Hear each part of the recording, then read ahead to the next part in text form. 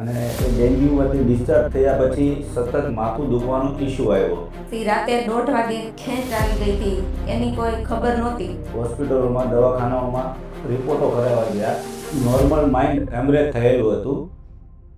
કાજલબેન રાખોલિયા જે 33 વર્ષના છે, એમને 1 વર્ષ પહેલાં ડેન્ગ્યુની બીમારી માટે એડમિટ કર્યા હતા. મારું નામ કલ્પેશ રાખોલિયા, હું સુરતથી બિલોંગ કરું છું. આ છે મારા વાઈફ, અને એ ડેન્ગ્યુમાંથી ડિસ્ચાર્જ થયા પછી સતત માથું દુખવાનો ઇસ્યુ આવ્યો. માથાનો દુખાવો સતત ચાલુ હતો. પછી રાતે 1:30 વાગે ખેંચ આવી ગઈ હતી, એની કોઈ ખબર નહોતી.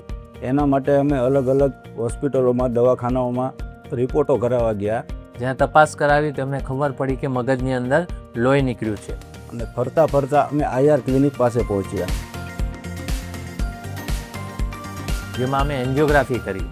એન્જિયોગ્રાફી કરી એટલે અમને ખબર પડી કે એન્યુરિઝમ જે બ્રોડ બેઝ એટલે કે વાઇડ નેક એન્યુરિઝમ હતું. અને જ્યાં જઈ અમને પ્રોપર પ્રોબ્લેમ શું હતો એની માહિતી મળી. હવે આની જે સારવાર ટ્રેડિશનલ રીતે કરતા ઓપન કરી સ્લીપ કરતા હતા પહેલાં, પણ હવે આપણે સ્પેશિયલ જે એડવાન્સ ટ્રીટમેન્ટ છે એન્ડોવાસ્ક્યુલર, જેમાં કોઇલ કરી શકીએ, ફ્લો ડાયવર્ટર કરી શકીએ, એ ટ્રીટમેન્ટ થઈ શકે. આમના કેસમાં બ્રોડ બેક એટલે કે વાઇડ નેક એન્યુરિઝમ હતું, જેમાં એન્યુરિઝમને કોઇલ કરવું ડિફિકલ્ટ હતું, એટલે આપણે ફ્લો ડાયવર્ટર મૂકીને ટ્રીટમેન્ટ કરી.